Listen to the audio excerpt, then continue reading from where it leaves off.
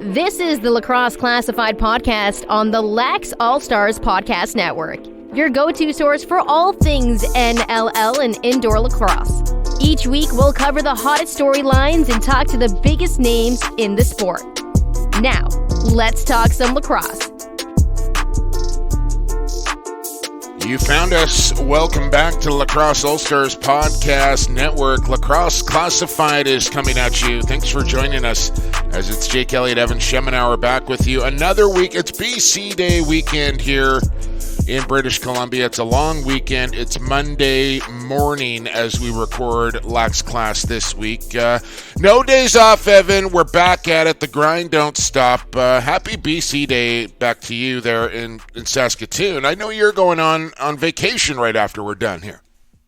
Yeah, it's Saskatchewan Day here today, but headed off to Banff later tonight and finally getting a week off from some of the madness that's been working lately. Yeah, I know you got a bit of a garage door issue. If you ever want to go see what's in Evan Schemenauer's garage, now is probably the time to do it. Just stroll by and have a peek. I don't think he can get his garage door. I had a bit of a weird night last night. I'm a little bit off. Never mind. I'm not even talking about the double overtime game between the Bellies and Burrards in game number 3. We'll get to that after I got home, and I'm kind of trying to unwind a little bit, relaxing, just about to fall asleep. It's about 1 a.m. in the morning. A bird flies into my room. My cat started to go absolutely bonkers. I didn't know what was going on. All of a sudden, I look up and I see this little black circle just flying around in my room. I thought it was a bat for a second. I duck under that. Like, it freaked me out, man.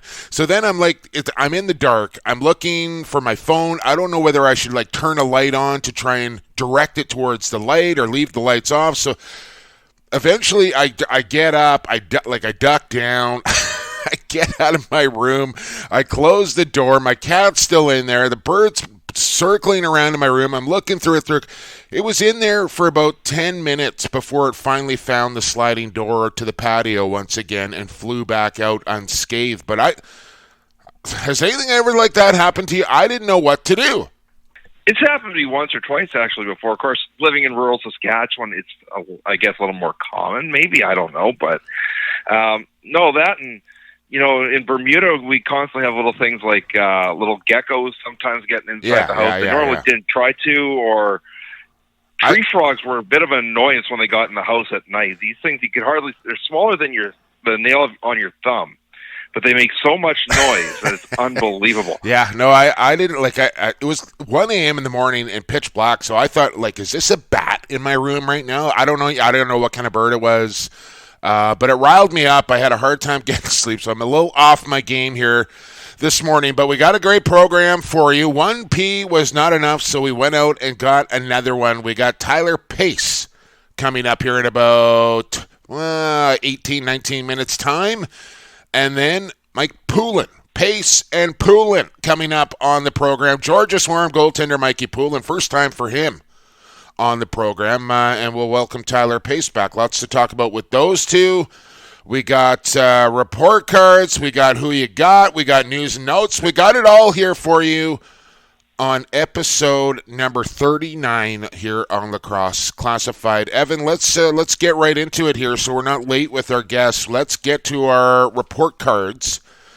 Report cards brought to you by Stampede Tack and Western Wear. More than just a boot store. They carry a wide range of hats. We've been giving out hats every single week, cowboy hats from Stampede Tack. We're going to give out another one. We got a winner, and we're doing it again this week, so pay attention. Get your picks in, who you got, and win yourself a hat.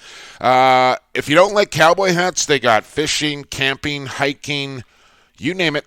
They got the hat. Stampede Tack and Western Wear, stampede.ca. Shop online. It's shopping local. All right, Evan, report cards here. Let's do this. Where do you want to start? F, A? You tell me. We have got to start with the A after what we gave the D out last week. We have got to start with the A. There's no choice in that one. Fair enough. Here on Lax Class, we don't enjoy calling people out for doing dumb things. But we have to. That's our responsibility. And it's not so much this was a dumb thing. This was just something that needed to change. I don't know if we should really take all the credit for being responsible for this. I kind of feel like we should, and I want to, but I don't know if we can. But last week, if you recall, I went on a bit of a rant, if you will, Evan, about having white nets and a white ball for a big playoff series between the New Westminster Salmon Bellies and Maple Ridge Burrards. So I show up to game 1 in Maple Ridge, and much to my delight, what do I see? Black nets there for the game against New West. Now, game 2 was a couple of days later in New Westminster, and we didn't know what was going to happen, but I went to the game for an eyewitness account, and there they were, Evan, for warm-up, black nets for the Bellies. So, guys, well done to the Burrards and the Salmon Bellies. Series now 2-1 Maple Ridge after a double overtime victory. Curtis Dixon with his 4th of the game. 16 and change into double overtime. 12-11 your final. What a game last night from Cam Neely Arena. But both these teams had a D last week. You get an A this week for getting black nets and having no controversy happen during this playoff series. Well done to the Bellies and Burrards on getting an A. Well, I guess we got to give some credit, too, to the league as well, who has now mandated the black net. Yes, hearing this is mandatory now that all teams, and these, I guess these were the last 2 teams. I kind of went back and looked. Victoria had black nets all year. I'm pretty sure Nanaimo did as well. I mentioned Burnaby. After me getting on them for a full year last year, they came out with new nets this year. And it was just New West and Maple Ridge left. They got it done for playoff time, so everybody is in order now. And I love to see it. I love to see it. White net, white ball. No, black net, white ball. Yes. Go ahead. I mean, to be honest, I never expected this to happen. No, I mean, it was not really. Kind of a complaint on our side for some time, and then when you shot the photos, saying you're not going to believe what's going on in Maple Ridge. I'm like, well, I'm thinking, is this a crazy coincidence, or is somebody listening? I think maybe a little bit of both. Somebody's listening. I think a little bit of both. Yeah, I walked into Queens Park on what day is it now? I guess it was on Friday, and I saw the GM of the Bellies, Dan Richards, is there, and I kind of walked by with a bit of a smile on my face. I said, "It looks like somebody's getting an A this week," and he kind of gave me a smile back, like, "Yeah, I hope so," sort of thing. So I thought it was kind of neat. Bellies, Burrards, you go from a D, you get the A. That's how it works here on Lax Class. Let's get to B now, Evan.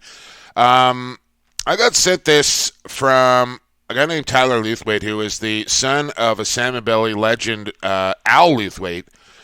Tyler got up in front of council in Pitt Meadows, which is, it's maybe something you've actually done before, Evan. I don't know, but you've seen these kind of council meetings on public access television.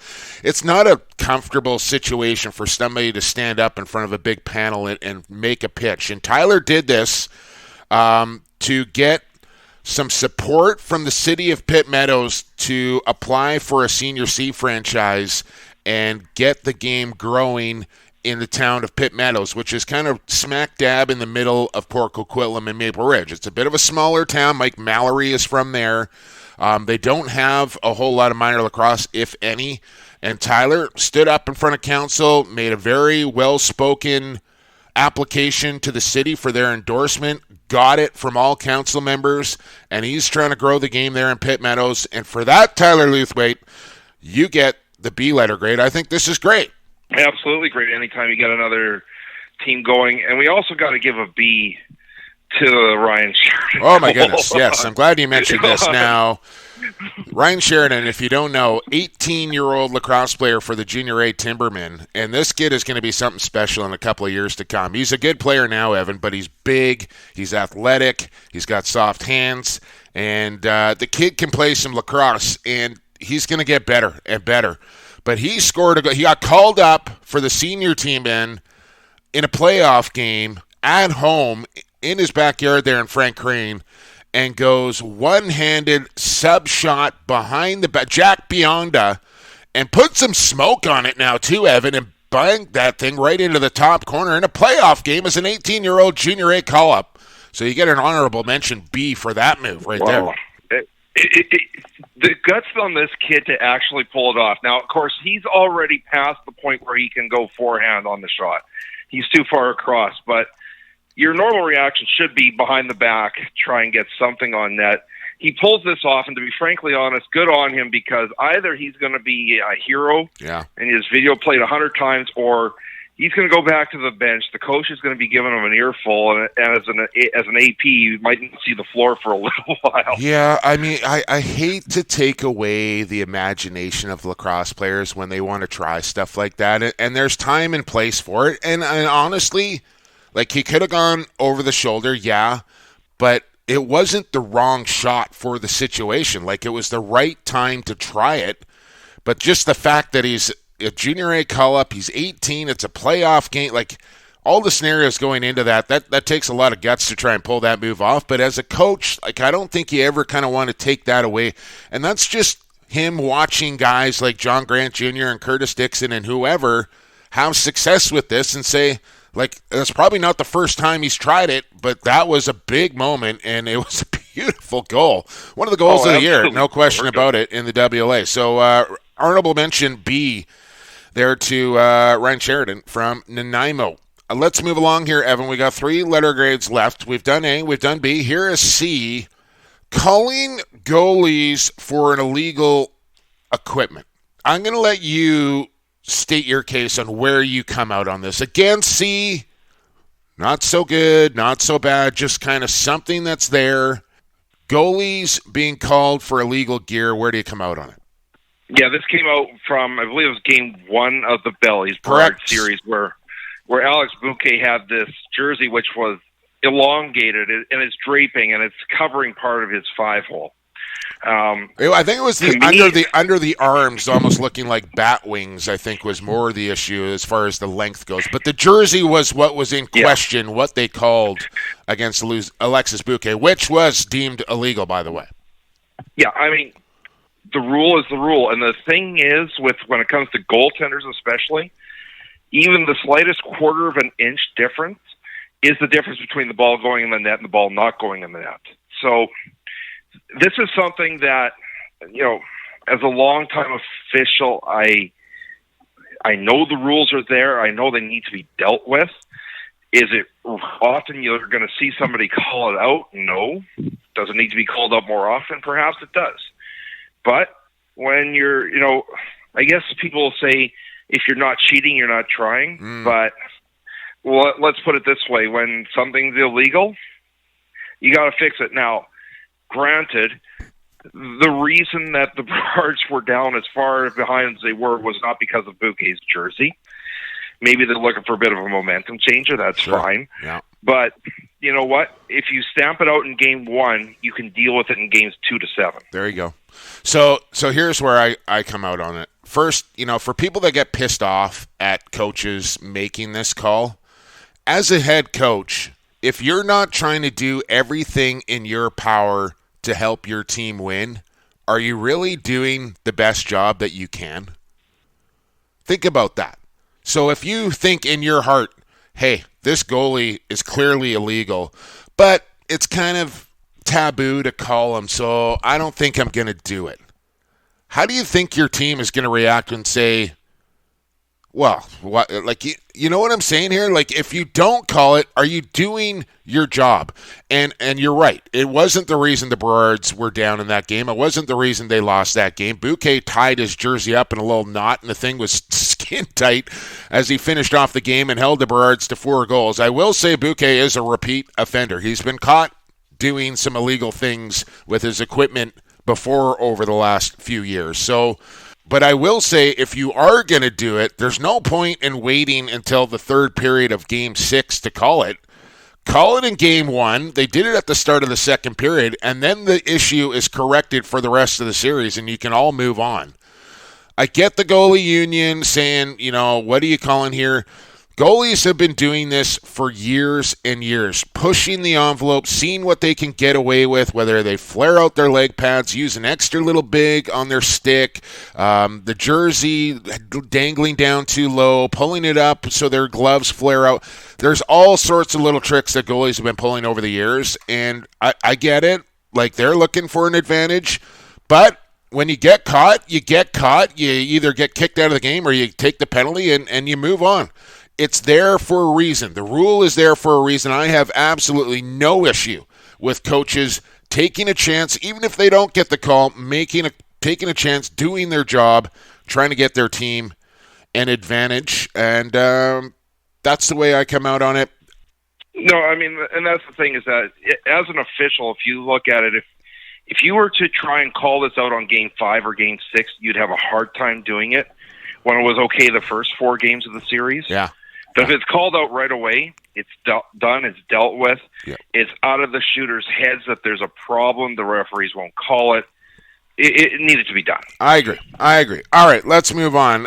D, and this is kind of like a combo D here. The BC Junior A Lacrosse League was supposed to have a best-of-5 final for the BC final, which was being played between Victoria and Coquitlam. If you'll recall, New West and Victoria went to a 7th and deciding game in the opening round, Victoria coming out on top of that. So an island team and a mainland team in the BC final, both in the Minto Cup, which needs to be told. Both these teams have qualified for the Minto Cup without even playing a game in the BC final because 2 BC teams are in. So it was supposed to be a best-of-5, which, you know, some pundits back in Ontario were up in arms about already, saying, oh, you only have to win 4 games, and now you're making it a best-of-5 in the final. That's Bush League. I get this. Like, it's about winning the Minto Cup. It's not about winning the BC final. But it's a bad look, a real bad look, when you figure out which team is in the final and then change the format before it begins from a best-of-5 to a best-of-3. That just does not look good on the league, in my opinion. And further to that, what does Victoria do? But they... So now it's a best-of-3, okay? Stay with me here. It's a best-of... And then Victoria decides, well, we're going to sit our starting goaltender and best 6 players for the entire weekend. Coquitlam blows out Victoria in the first game, 11-1 in the first period, and put it on cruise control for the rest of the game. They win Game 2 rather easily as well. And the whole thing, like the whole BC final, and again, I get it. It's about the Minto Cup and winning rings and all the rest of it, but it made a bit of a mockery out of the BC final, not only changing it from a best-of-5 to a best-of-3, but then Victoria sits half their lineup for the BC final, and it's over in 2 games, and that's it. I have a far less of an issue with this, I think, than you do or others do. Now, I think back to last year, the Rocky Mountain League only did a best-of-5 final because both teams were in as well. Right. So that's not unusual. Now, the key is, what's the prize? Ontario did a best-of-3 final in 2017 as well. Now, mind you, more teams make the playoffs. They play more series. They play more games. But leagues do it. Like when you're hosting and you got 2 teams in, there's no point in kicking the snot out of each other for a best-of-7 when you're both going to the Minto Cup. Right, and that's the key.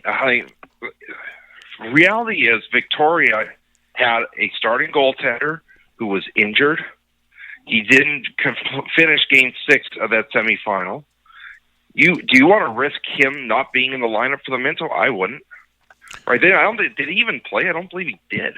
No, he didn't play in either of the BC final. I get it. I get all that. My issue more than anything, Evan, is that you guys decided on a best-of-5, and then when Victoria won Game 7, it was, let's change it to a best-of-3 because we got more travel and it's more money and all that. It's just a bad look. I don't like coming down on my friends at the BC Junior A Lacrosse League. I don't. But when you do something like that, you're going to get a D letter grade, and that's what just happened. Yeah, but if either of those 2 BC teams wins the Minto, at the end of the day, probably made the right call. I hope that's what happens. I'm on record, man. I hope that's what happens. And again, I get it. I just think it looks bad. If you're going to make it a best of 3, make it a best of 3. And if it's a best of 5, then you play the 5 games regardless.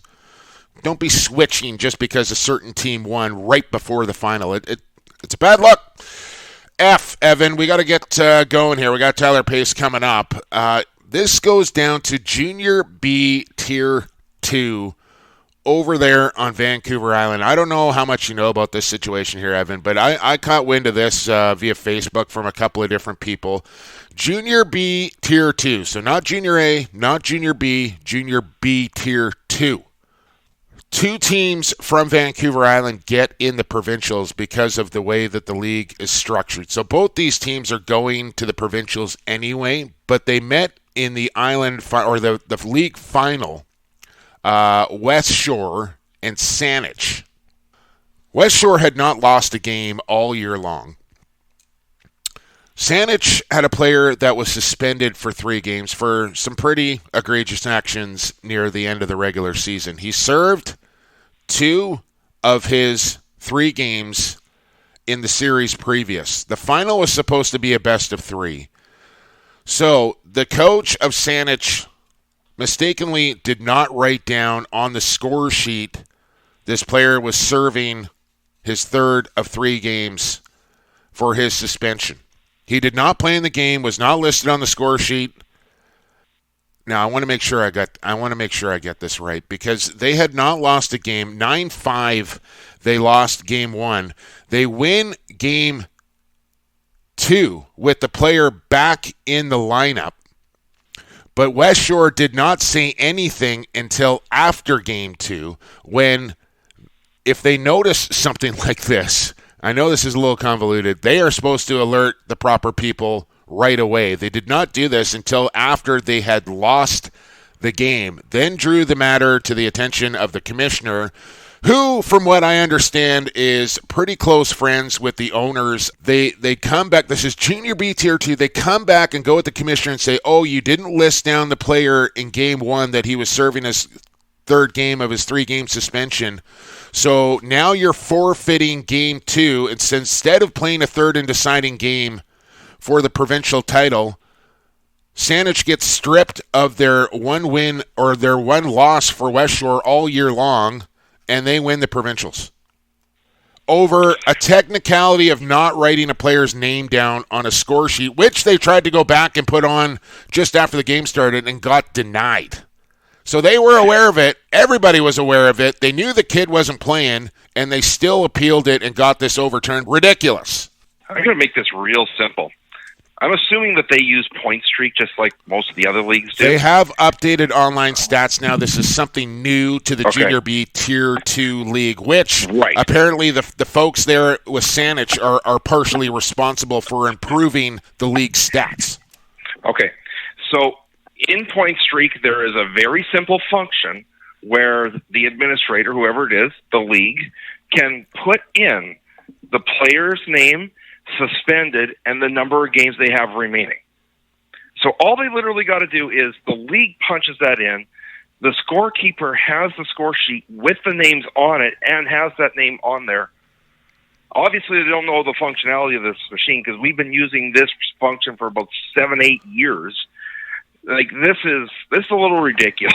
They had a chance to make this right and play the 3rd game for the. They made it about themselves instead of the kids, and we're not talking Junior A lacrosse here. We're talking Junior B Tier 2, and at that level, for me, Evan, I get it, it's junior, but it's about participation. It's about development. It's about having fun, and it's about letting the kids decide it on the floor, not a couple of parents going, oh, look, we have a technicality here. Let's call them out on this and strip them of a win because we lost our 1st game of the year. It's petty, and it sucks, and it's not right, and I hope Saanich goes into those provincials and puts a whooping on West Shore because they deserve it after that move. West Shore, you get the F this week.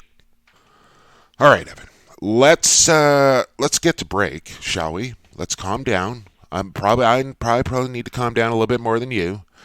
And let's talk to Tyler Pace. Pacific Coast Lacrosse PVL athlete, Calgary Roughneck, and Victoria Shamrock, Tyler Pace on the other side here on Lacrosse Classified on the Lax All-Stars Podcast Network. Pure Vita Labs is proud to bring you the highest quality sports supplements on the market. PVL products are 100% all natural with no artificial flavors, colors, or sweeteners. And the entire line is also Informed Choice certified. We designed all our products with the athlete in mind. We look forward to being a part of your athletic achievements, helping you push the bar higher, win at the highest levels, and set personal records for years to come. Hey, this is Dwayne Jacobs, GM of the Six Nations Chiefs. You're listening to Lacrosse Classified on the Lax All-Star Podcast Network. Welcome back to Lacrosse Classified here on the Lax All-Stars Network. You just heard it right there from our friends at Pure Vita Labs. Anything else would be on Sports and Lake, find them at pvl.com. Their social media at Pure Vita Labs. They're always posting up the good content there on the gram, and this guy's always seems to be the center of attention. He's in all the photos, the videos, he does it all. He's sponsored by PVL. Why don't we start there? It's the Victoria Shamrocks and Calgary Roughnecks Pacific Coast Lacrosse. Tyler Pace back on the program. Tyler, thanks for doing this. Thanks for having me. This is awesome. My pleasure, our pleasure. I'm sure PVL's pleasure as well. You were one of the first guys to get under the stable there at PVL. What is it about those guys that you like, and what are some of your favorite products that you use? Well, they're local, so it's always nice to work with a local company to just be able to go in and sample some of the stuff and work with the guys and understand where their heads are at. Obviously, the Game Aid, for me, it's better than having Gatorade. There's no sugar. It's just a healthier alternative to the electrolyte stuff. I like all the proteins that they have, the creatines, and then I use the glutamines as well and the BCAAs. You're up 3-0 against the Timbermen at the moment. Game 4 happening tonight as we speak. It'll be the day before the podcast comes out. With the other two teams, Maple Ridge and New West, really battling one another, looks like they're headed for a long series. Is it important tonight to just get out of the series and get some rest waiting for the final? For sure. Yeah, we want to get out of this thing as quickly as possible. We know that those other two teams are powerhouses and they're just going to beat each other up. So the longer that series goes and the quicker our series goes, I think the better chance we have in the finals. Speaking with Tyler Pace here, and it's been a bit of an odd year for you, Tyler. You go down with an injury in Langley pretty early in the season. You missed a large chunk of time. Didn't even really get to spend any time with your Thunder this year before being traded to Victoria. I know you're going to end up back in Thunder country, but what's it been like to kind of put on the green Shamrock jersey? That's something that's got to be a little bit foreign to you, but a real good group there. You get your buddy Connor Robinson going over there with you as well. What's it been like to be a Shamrock? Yeah, I mean, it's nice to have Connor there with me, to just travel with him. It's nice to be with somebody on those ferries. As far as playing for the Shamrocks, it's different than any other BC team I've ever played for. It's like a whole community. Everybody sort of comes together to watch Shamrocks games and support the guys, and it's really a cool atmosphere to be a part of. I saw the photos from the last game. Your Roughnecks teammate Reese Dutch out there on the floor, walking boot and all, just throwing the ball around. How tough's it got to be for a guy like him, who is so tied to the Shamrocks, not to be able to get to play this? And by the same token, with the Roughnecks, how's it going to be tough adjusting? He might not be available opening day of the season. Yeah, I mean, he's a fantastic player, future Hall of Famer. I'm sure it's really eating him on the inside to be missing these games, but now he's got a young family. He's able to spend a little bit more time with them. I'm sure he's not too upset about that. And then, obviously for the Roughnecks, we made it work last year with missing guys who were in and out of the lineup at times. So we'll make it work again, and we're just excited to have him back whenever he's ready.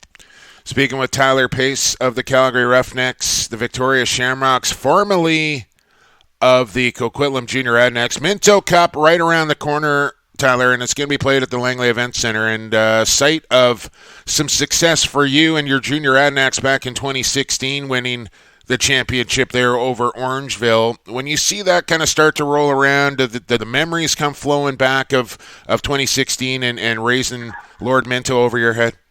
Yeah, I mean, obviously that's something that will be with me forever. Some of the guys that are on the team now were on the team in 2016, so I still have some ties there, and Pat Coyle's still the coach, so I'm rooting for those guys. Now I'm wearing a Shamrock jersey in there as well, so you can't lose. Weird, you can't lose. Yeah, exactly. You got to see the Ryan Sheridan shot firsthand. The behind the back, underhand.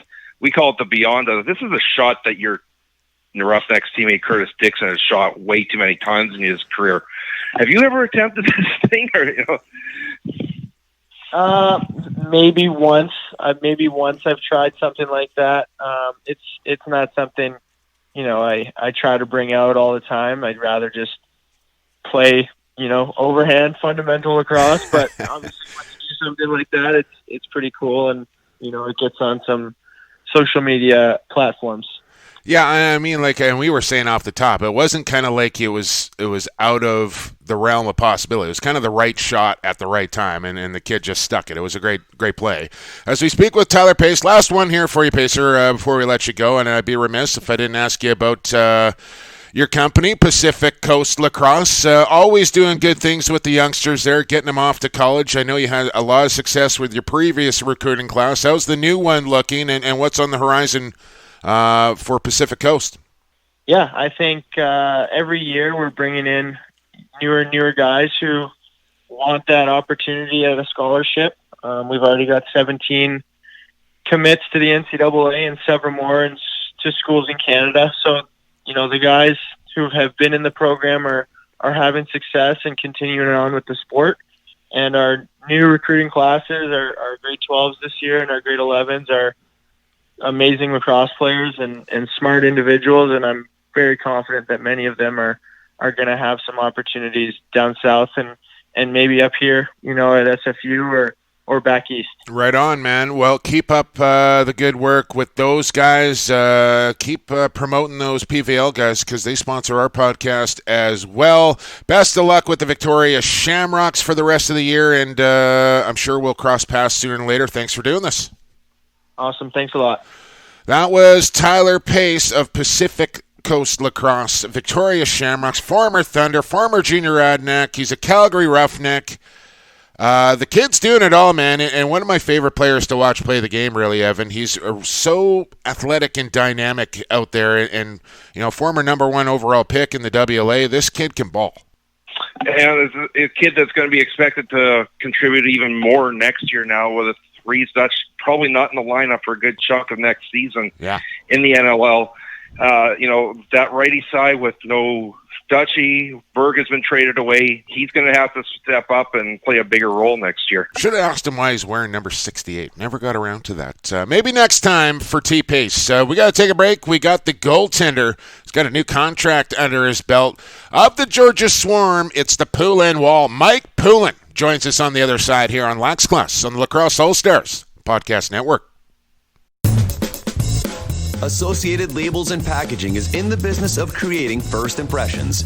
They'll help you reflect your company values accurately by offering solutions that fit your product needs. With the latest in printing technology and over 35 years of experience, Associated Labels and Packaging is the perfect fit for your company to take your labels and packaging to the next level.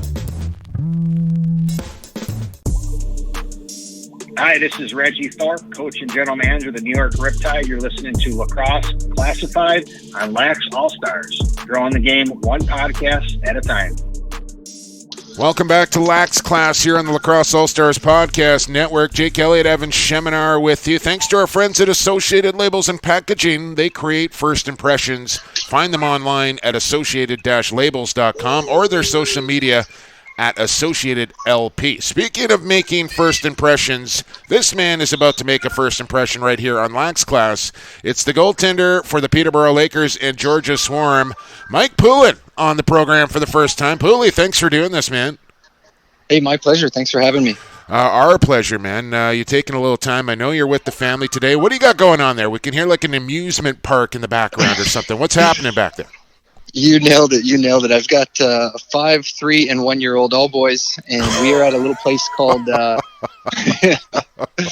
So we're out at a spot called Storybook Gardens, which is in London, Ontario. Okay. Rides for little kids. My guys aren't the bravest when it comes to big roller coasters yet, obviously. Sure. So we're at like a little kids theme park, and it's a ton of fun. Well, I hope you got those things on a leash for the day. Man, 1, 3, and 5. That's a handful there at the amusement park. We won't keep you long. We appreciate you doing this. Wanted to have you on. One of the bigger free agent signings for the NLL free agency window that just opened up. How you feeling about the new deal? Now, Evan can probably explain this a bit better than I can, but from what I understand, Georgia's getting a bit of a sweetheart deal here. You left a little money on the table. Well, yeah. I mean, I took a deal that I thought was fair for me and the team to be in a position to still add players and succeed. Winning's important to me, and when I kind of looked at who we have in Georgia and the team that we've constructed and my options out there, I feel like I have my best opportunity to win. So I wanted to make sure that I kind of jokingly, I would never compare myself to Tom Brady, but he's taken contracts that people think are nuts, but he's won 6 rings. So there's a little method to his mayhem, and I tried to do the same thing. You signed your second long-term deal with the Swarm now. What is it about the Swarm organization that has made you want to commit long-term to them? I'm at a different point in my career. I'm coming up on year 15, and for me, when I originally signed in Georgia, I feel like there was one team that needed a goalie, and it was Georgia. And so that had a lot to do with my decision 3 years ago. And in the time that I've been there, I've just been treated so well by the Arlotta family and Eddie Como and Sean Ferris and Dan Ladouceur. It's just a really good fit for me. And I came from a Calgary organization that was first class, and every team is different, and every coaching staff and organization. But Eddie Como has been exactly what I needed. He's a level-headed, takes things really easy. We have light or fun-hearted practices, and that's really good for me to be put in a position where I'm happy and the coaches understand me, and the GM John Arlotta he's really become like family to me. He's treated me very well, and my family every time they come down to Georgia, he puts my kids up in his box to watch the game. Awesome. So he's there trying to watch, and he's got 3 little guys running around, and it doesn't bother him at all. It seems like. So don't kid yourself. John loves that. I bet he absolutely loves it. Exactly. So it has as much to do with lacrosse as it has to do with the environment that I'm in. Really good young players, leadership core with Jordan McIntosh and Shane Jackson and Jason Noble and Lyle Thompson that I think if you look around the league, it's hard to find a more young, talented, really responsible leadership group. So I like where I'm at on the floor. But also just the atmosphere for me as an organization is exactly what I need. Yeah, John Arlotta, all about culture and character comes to the top of the list when I think about John Arlotta and what he's built there. NLL champion, 15-year veteran in the National Lacrosse League, Mike Poulin on the program here. And you said you like winning. You've joined a team in the summer that has done a whole bunch of that over the last couple of years in the Peterborough Lakers, Poulin. How excited are you to take a run at the Manor here with the Lake Show? It's been just, again, I've used the word already, but it's been a first-class summer. Peterborough organization has been incredible to me. The lacrosse is something else, how talented our group is. In majority, Peterborough, homegrown, which has been, special to be a part of. I know it has that feeling of guys just loading up to come to this team. But when I got here, I realized how many guys are Peterborough born and raised and through the minor system. And obviously, they supplement with a few pieces here and there because they run a good organization and they're put in a position to do that. But it's been a great summer. I was on really good Brooklyn teams too. I think one summer we missed playoffs, and we always seemed to run into this Peterborough crew in playoff time, which spelled trouble for us, obviously. But to come and and battle here for an opportunity. That was the big thing for me, because I had decided I was done playing summer lacrosse, obviously with 3 kids at home, and my wife sure was excited for me to be done playing summer lacrosse.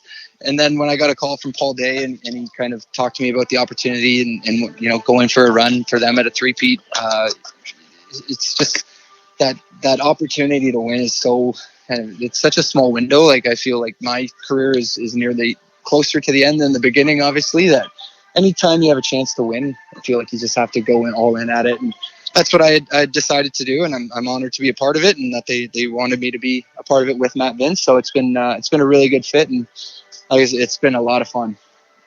Game 1's in the books between you and Brampton in the semifinals. Brampton's not going to be an easy team to get past. They've given you some trouble earlier this season. But then looking forward, you could be facing your teammate Lyle Thompson in the finals.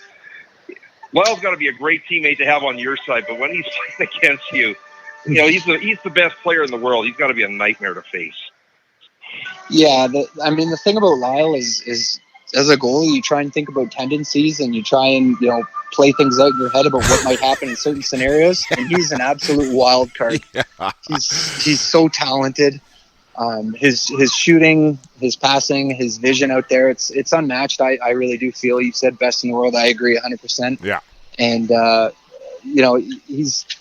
The thing about him is he just carries himself so professionally. He's the hardest working guy in practice, and he sets a great example for anybody else. I've been on teams. I've played with some of the best players in the world, and I've never seen someone just put their head down and not complain and not yelled at refs or other players and just work hard. It really is motivating to be around when you see someone like that. So it's pretty cool. But if we do run into him, obviously that will suck for us because he's so good. And then they have Randy Stotts and Cody Jamieson, and then they've surrounded them with pieces that are so dangerous. But they're going to have their hands full. They're a really, really good Oakville Rock team. So we're certainly not thinking too far ahead. Obviously, Jeff Teed is a generational talent, and we lost to them this year earlier, and he literally put that team on his back and beat a fully stacked lineup of Peterborough Lakers. So we know that we have to focus on that one before we get anywhere. But I feel like Six Nations is saying the same thing, that we had a close battle. We lost to Oakville last week, and then we beat them without Rob Hellier and Andrew Q. We squeaked out a 1-goal win. So we know whoever we see in the Ontario finals, if we do get there, it's going to be a tough matchup. And it's not a given anymore who's going to get there. Years ago, it was Brampton Peterborough, and then it was Six Nations Peterborough, and it's just, it could be anybody now. Last one here for you, Mike Poulin. I'll let you get back to the teacups here momentarily. That's literally where we are. Yeah, I love it. I want to mention another teammate. You just mentioned Matt Vince, and obviously Vino, 7 goaltender of the year awards in the National Lacrosse League, multiple Man Cups, multiple NLL Cups. You as a 15-year veteran, can you learn anything from Matt Vince? Do you guys share info, or are you kind of set in your ways now and you do your thing, he does his? But it's got to be something to kind of watch and play beside who will, I think, ultimately go down as the greatest goaltender ever to play box lacrosse. Yeah, first of all, you said 7 goaltender of the year awards. Come on, man, give someone else a chance. This is getting a little ridiculous. But I've really, really enjoyed this summer with Matty. We played together for 1 year on Six Nations, I want to say 8 years ago. And so we got along well. Goalies, everybody always gets along, but he and I, there was no no bickering, no I want the play. It was a really good partnership. And then so we've always stayed friends over the years. But now to be back, and we both have kids now, and we're later in our careers, it's really cool to kind of see where we've grown to. Him obviously being he's the best goalie in the world, and he still asks me what I do, and he tinkers with his stick and asks me what I think, and so I see him as the best in the game and wanting to learn so much more and wanting to see what I do and how I do things. And then I'm trying to feed the same thing off him.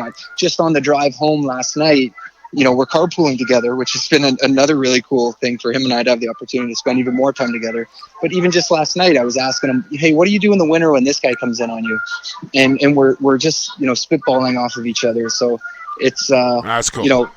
Anybody, I remember when I was on The Rock in, I think, 2007, Jim Veltman was saying, like, hey, if you don't just take this opportunity to learn from Bob Watson, you've wasted it. Right. And I understand what he was saying. Like, he's the best in the game. And even if I don't play a minute, this is the best opportunity in lacrosse I'm ever going to have.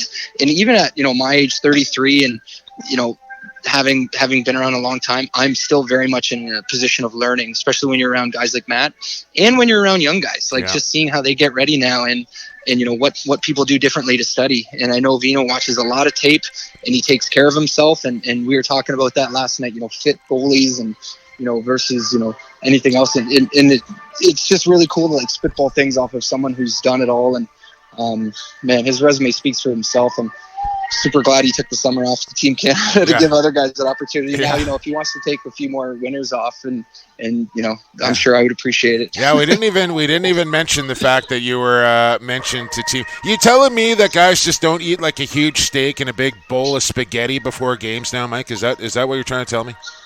That is one thing that has certainly changed since 2007. Right. I remember Kyle Cooling would order a steak blue. It would show up and it was thrown on the grill and it was flipped and it was handed to him and it still had a heartbeat and he was eating it when I was on the Bandits in 2006. Funny. And now you see, what guys are eating and the preparation. And my diet is just a steady stream of coffee on game day and anything else I try and keep light. But it's amazing to see where it's come from. Yeah. Funny you mentioned that. Kyle Cooling, my former captain and junior, my best man at my wedding, and one of my best friends. So that's awesome. You just mentioned Captain Chaos there. Mike, congratulations on making Team Canada, the new deal there with Georgia. Best of luck with Peterborough the rest of the summer. Thanks for spending a little time. Watch your blind side on the bumper cars there when you get strapped in on the amusement. You got it. Okay. You got it. All right. Thanks for doing this, and I'm sure we'll chat again sooner than later. You bet, guys. Thanks for having me. All right, Mike Poulin right there from the Georgia Swarm Peterborough Lakers. Team Canada, Evan, he's on it. He'll be here in Langley in just over a month's time. You gotta love the dedication he's got to the Swarm. And just to explain the situation, that for those that don't know, he was offered the franchise tag, which would have given him 25% above league maximum salary. Because he's turning 34 this year, he's allowed to reject that. He did. Team guy. And he's worked out a deal. Team guy. And big team guy, Mike Poulin. Yeah, and he worked out a deal that's going to be much more team-friendly because they're going to have a lot of players coming up in age. Salary raises are going to be expected. This is the way that Georgia can continue to build for the future. There you go. All right, let's get to break, Evan. On the other side, we got a heated round of Who You Got coming up. We're tied in the standings. On the other side, it's Stampede Tax. Who You Got? Stick around. This is Lacrosse Classified on the Lax All-Stars Podcast Network.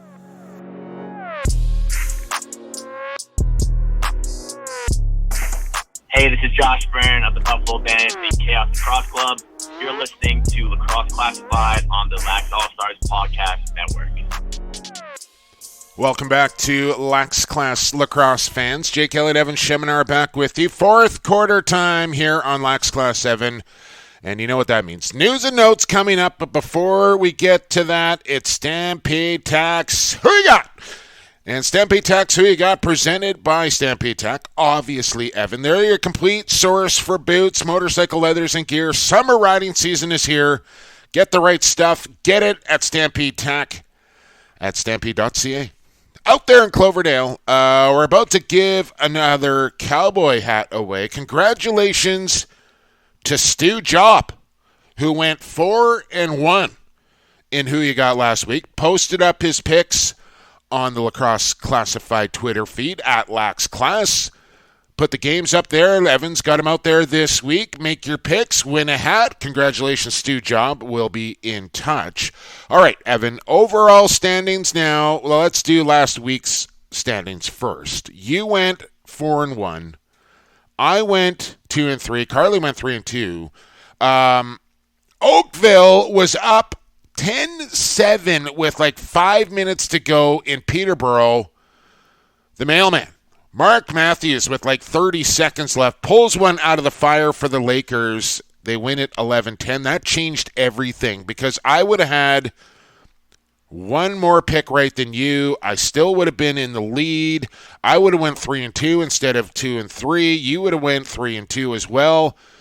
All would have been good, but now all of a sudden we're tied.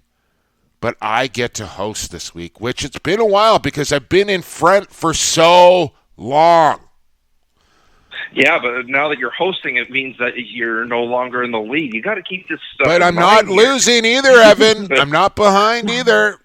We're tied. We're tied. 16-14. You are 16-14. Carly 14-16. So she's right in the mix as well. But this right here is about me and you, Evan. So let's get it started, shall we? Tomorrow night, well, it'll be tonight when this podcast comes out, Tuesday night, August the 6th, Mounties at Raiders. Mounties pulled out Game 5 just yesterday. Now they'll play Game 6 on Tuesday. Raiders down 3-2. Evan, who you got? Interesting series here where the Mounties have won every game at the Stew, and they've lost every game away from the Stew. And it's an unusual series in that three of the games 3, 4, and 7, all will be played at a neutral arena in Calgary. What arena? What is the neutral arena they're playing at? God, I have to take a look it up, but there's only one game at the Max Bell the entire series, which is this game. Host of the Minto Cup a year ago. And unfortunately, it's the only one that we're going to actually have an internet feed to see the game live because the other two arenas don't have it. The Raiders get a chance to play at home. They seem to be playing better when they're away from the Stew. I'm taking the Raiders to send this to 7. Stu Perpard Arena is what Evan is referring to when he calls it the Stew. That's news to me. And by the way, Calgary, it's 2019. How do you not have internet access in your arena in 2019? You're looking at a D next week, Calgary, if you don't figure that situation out. Okay, you're taking the Raiders. I'm taking the Raiders as well because I can't see Okotoks going out. This thing's going 7. Give me the Raiders. All right, moving along. I forgot I was hosting there for a second, Evan. OLA, Ontario Junior Lacrosse, Wednesday, August 7th. Now, are they going to play Game 4 at some point here, Monday and Tuesday? You got Wednesday. You came up with this schedule this week, so I'm a little off. They're playing Game 4 as we speak, like a few hours after we tape this. Okay, so Orangeville here on a Monday we know is up 2-1. Game 4 going down in Burlington. We don't know if the series will be 3-1 Orangeville or 2-2.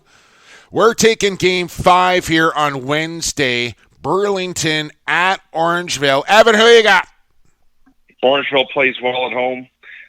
Burlington's one win was a double overtime thriller. Orangeville does have. You never know what's going to happen. They have an overtime win too. Does Orangeville? Just so you know. Yeah, but I'm taking the Hornheads.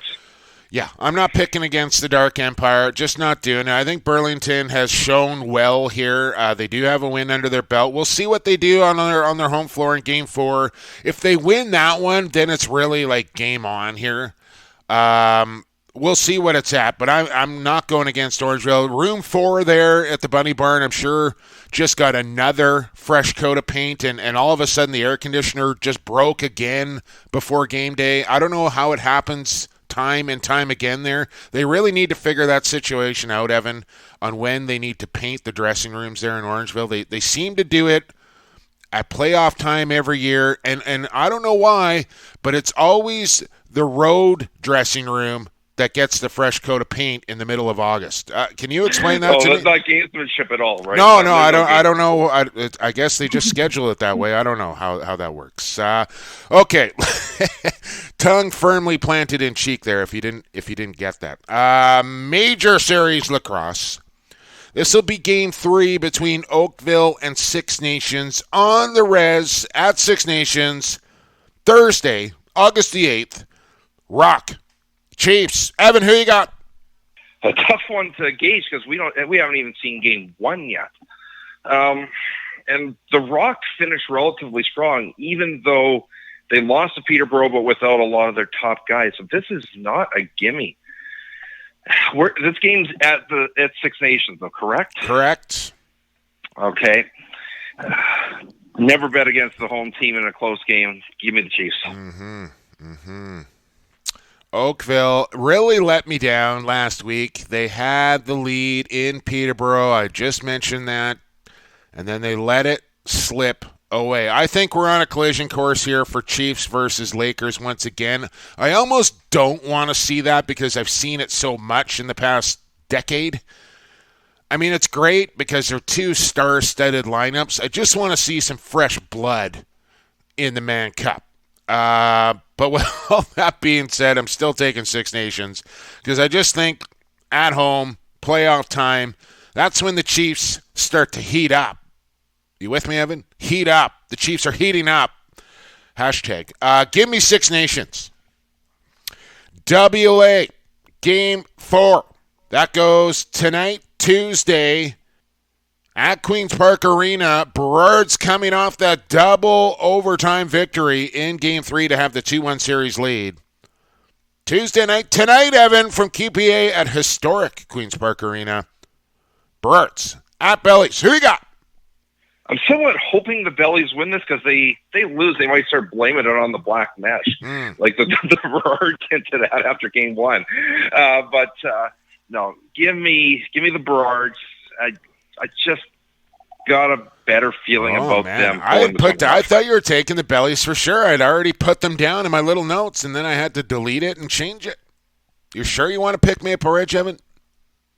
I am taking Maple Ridge. Okay. Now, this one here is a bit of a unique one. We're recording on a Monday. This game is actually happening tonight.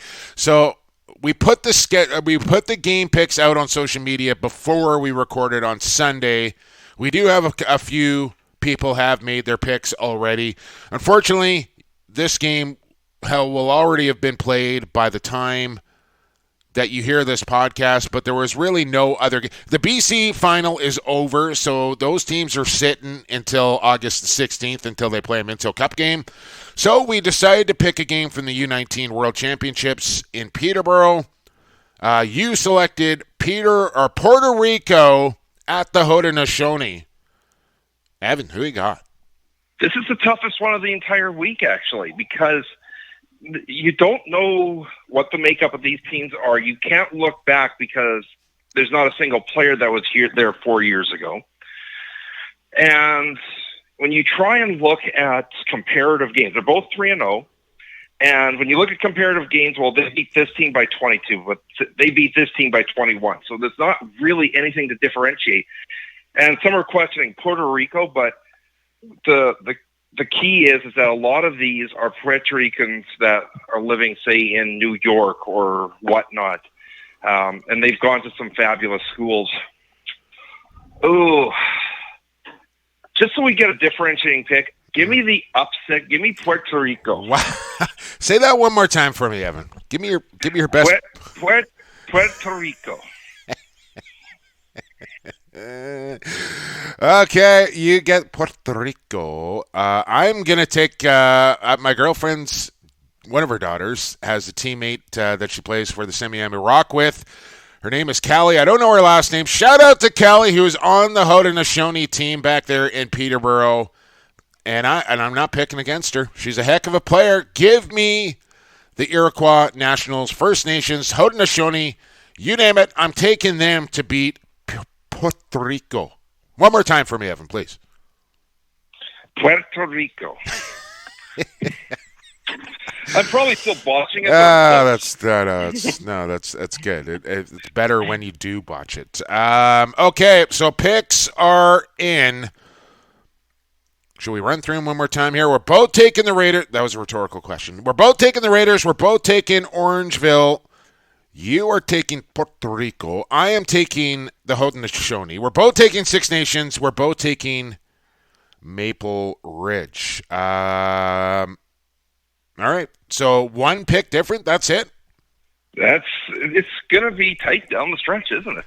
Well, that's the other thing we have not even discussed now. Evan, when the Chancellor stepped in, you were going to be responsible for picking the loser's punishment, if I recall correctly. Now... Oh, you could have seen what it was. Now, I couldn't possibly do that one between us because, I could do it if it was you, but I couldn't do it if it was me. But, yeah. Then explain yourself now. What are you talking about?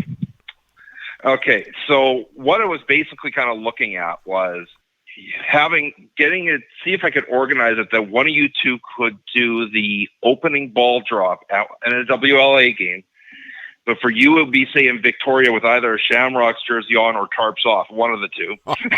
It'd definitely be jersey on. Not until 2020 are the tarps coming off it. Not until 2020. And we'd find something equivalent for the Chancellor. But, yeah, that's what the original thought of the punishment was going to be. Okay, well, now we're going to have to think of something new because you're actually in this. So we're going to have to discuss that. We won't do it now.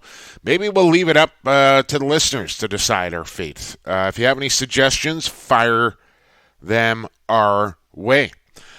So we're tied. We got one differentiating pick going into this week. We'll see how it all shakes out. You want to win yourself a cowboy hat? Make your selections. Follow us along at Shemlax, at PXP, the number 4 sports, or at LaxClass. Make your picks, and if you do the best, like Stu Job did last week, you win yourself a cowboy hat from Stampede Tack and Western Wear. A few more minutes to go here on LaxClass. Let's get to news and notes here, Evan. World Indoor Lacrosse Championship schedule has come out. Finally, we kind of saw it leak out a little bit. The official schedule is now out if you want to find that via the Langley Event Center website or the World Indoor Lacrosse Championships website. Find them on their Twitter feed as well. It's all there for you. We talked a lot about free agent signings. Anyone really jump off the page at you? I know Jeremy Thompson signed, Angus Goodleaf, Vancouver went out and signed a bunch of free agents. Anybody want to discuss? Dan Dawson in Toronto. Absolutely, got to mention him. Yeah, I mean, Dawson is an interesting fit. They've got a lot of players on the right side. Are they using him? Or is the purpose here more of a guy that's going to be bigger, be able to set better picks? Because Dawson does shoot a fair amount from distance, which every one of his teammates does. So that's not really filling the need. But it is a 2-year commitment. So maybe this is the last 2 years we see of Dawson. Maybe not. Who knows? The guy has played the way he played last year. Who knows how long he can go. That'll be his 20th year in the league if he plays out his 2-year contract. That is nuts. 3-star selection. I was at Queen's Park the other night for Game 2, and Burrards won that game 12-8. Doby had 6 points in that game. Keegan Ball had 6 points in that game. They gave 2 out of the 3 stars, I think the second and first star, to the Salmon Bellies. I don't know who's picking the stars there in New West. I tend to pick them pretty much everywhere I announce. I don't know who's picking them. But how do you tell me what I want to say here is if you're responsible, I don't care if you're in Saskatchewan or Brampton, wherever, if you're the guy responsible for picking 3 stars, take a little more pride in your job. Robert Church named the 3-star award winner for the WLA, but you explain to me how a guy gets first star, second star in a losing effort when a guy had the same amount of points on the winning team. Right. I mean, that's the other possibility is that if a guy had a crazy night but his team still lost, okay, first star still. Sure. Because it is the best individual performance, right? Or if, I could look at it if you had 2 very unbalanced teams, but one guy from the losing team who just got killed still had a crazy point night. Yeah. Maybe you look at it. Yeah. I mean, it's subjective, right? But unfortunately, far too often, it's done by homers that are trying to please a hometown crowd. And give the goaltenders a little more love once in a while as well. And the D. Yeah. Seriously, Graham Hossack could win a star of the game almost every time he plays. I watched this guy all summer long. I honestly did not realize how good he is because I just don't get to see Rochester probably as much as I'd like to, especially not live. But watching him with the Shamrocks this summer has been a marvel. The guy is incredible. So 3-star selection. Take your job a little bit more seriously, please. WA All-Star teams. I don't have a huge issue with too many of the selections, but it's more about the guys who were left off more than anything. Like Dane Stevens is on there. I don't think he was in the top 10 in scoring. His team didn't make the playoffs. John Phillips, I can get my head around. Yeah, this is the problem you have when you have the teams voting on this stuff, not media or outsiders voting on this stuff, is that I'm focused on my team, or I hate these guys, so there's no way I'm putting any of their guys on there, even if they deserve it. Well, what happens is each team nominates, I think, 2 guys, and then there's a pool of players, and then they vote on those players, and once they have that pool of players, you can't vote for your own team, is how it works. Even so, I mean, if it should honestly be left up to people outside. I agree, because then it's just like, I'm friends with this guy, so I'm not going to vote for him, and I'm not friends with this guy, so I'm going to vote for. Like, it's not the way to do it. So a little issue there. My friend over there on the island brought that to my attention, so I wanted to make sure I addressed that because I said I would. Don't forget minor lacrosse nationals starting August the 20th. If you're listening across the country, you can't make the trip out to come watch your kid play, or you got a family member or a friend that's going to be competing, all the games will be available for you, webcast right on Lacrosse TV. Every single, I think there's like 82 games in a 5-day stretch. We're going to stream them all for you at Lacrosse TV. Games should be up for purchase pretty quickly. We'll be promoting. If you're looking to sponsor the webcast, get in touch with me. We'll make it all happen. August the 20th from Coquitlam Minor Nationals. Do you got an update from the U19s? How's Canada doing? I thought they took a whooping against USA last night, didn't they? Right, yeah. So Canada finished second in the group. They were 2-1. US was 3-0. What's going to happen? They've still got a few round-robin games to sort out on Monday here. Then starting on Tuesday, in effect, there's a final 16 that plays off for the championship.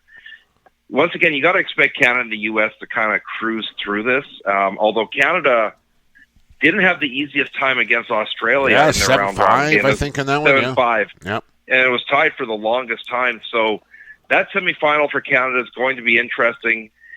And then when you get to a one-game final, you never know. Should the Americans win it? Yeah, they should. But the Americans should have won it 4 years ago, too, and they didn't. So who knows? Yep, the game is growing. It's going to take a while for developing countries to get on the level of Team Canada and Team USA. No question about it. But this is the growing pains that you got to go through to get there. So good on all the young female Laxers getting after it there in Peterborough. And shout out to Lacrosse Sports Network for webcasting all those games for free. Mind you, maybe nice to have an announcer or two for Team Canada games since they are the host country. I get you can't have play-by-play guys for every single game. Maybe Blue Division, the top 4 teams. I don't know. Figure it out.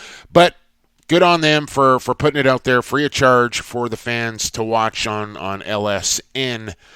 I think that's it. Evan, you got anything else you want to get off your chest here before we get out of here for episode 39? No, I just need to start getting on the road to Banff later tonight. Yes, you were on vacation. Thanks for hanging out here, getting it done before you take off. I'm off to the gym, man. It's a holiday here on Monday, but no days off, Evan. Back in the gym after we wrap up here. Another big week ahead as we work towards #TarpsOff 2020, man. Good show. Oh, I know. You and Tyson. Now I'm stunned that Tyson actually managed to make a TV appearance with the tank top on. Down there in Cali. And a trip to Disneyland in some shirt that, I wouldn't exactly go to Disneyland with, but he's starting to wear clothes. We're happy. Yeah, that looked like a pretty good time down there in Huntington for the USA Bobsled Nationals, and a good job from Tyson working with those guys down there, growing the game for sure. Let's get out of here. A big thanks to our sponsors, of course, in Associated Labels and Packaging, Pure Vita Labs, and Stampede Tack and Western Wear. Thanks to Mike Poulin and Tyler Pace for coming on the program. And, of course, the biggest thanks goes out to you, our loyal listener, for tuning in to Lax Class every single week. right here on the Lacrosse All-Stars Podcast Network. Subscribe to the podcast wherever you listen to your podcasts.